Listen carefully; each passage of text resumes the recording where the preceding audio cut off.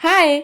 आज ना छान खानदेशी झणझणीत अशी शेवची भाजी खाण्याचा मला मोह झालेला होता आणि मी ठरवलं की आज आपण रात्रीच्या जेवणात ही अशीच भाजी बनवावी. सो त्यासाठी मी काय केलं, 2 कांदे घेतले, जसे आपण वांग्याला काप करून घेतो तसे. खोबरं घेतले, हे गॅसवरती भाजून घेतले. आता ह्यासोबत काही जिन्नस ते सुद्धा आपण वाटण करून घेणार आहोत.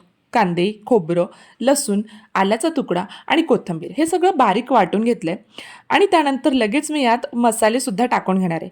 1.5 चमचा लाल तिखट घातलंय, 1.5 चमचा काळा मसाला घातलाय, अर्धा चमचा हळद घातली आहे आणि अर्धा चमचा धण्याची पावडर घातली. घरातलेच मसाले, कुठलाही बाहेरचा मसाला नाही आणि थोडं पाणी घालून फाईन पेस्ट करून घ्यायचे. त्यानंतर तेलात जिरं घातलंय, तेजपान घातलंय, दालचिनीचा तुकडा घातलाय आणि जे वाटण आपण तयार केलेलं होतं ते आपण घालूया.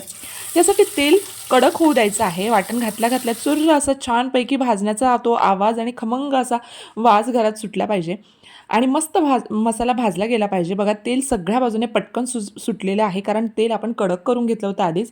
आता ह्यावर आपण गरम पाणीच घालायचं आहे.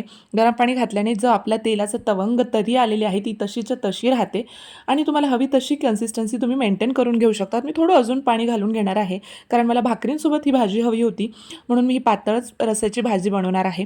आता बघा, ह्या भाजीला छान अशी उकळी येऊ द्यायची आहे. मस्तपैकी सगळा उकळी आली की त्यानंतर आपण रतलामी शेव मी इथे घातलेली आहे.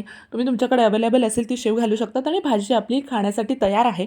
भाकरीसोबत ही भाजी मस्त एन्जॉय करायची. Thank you so much watching. Bye bye.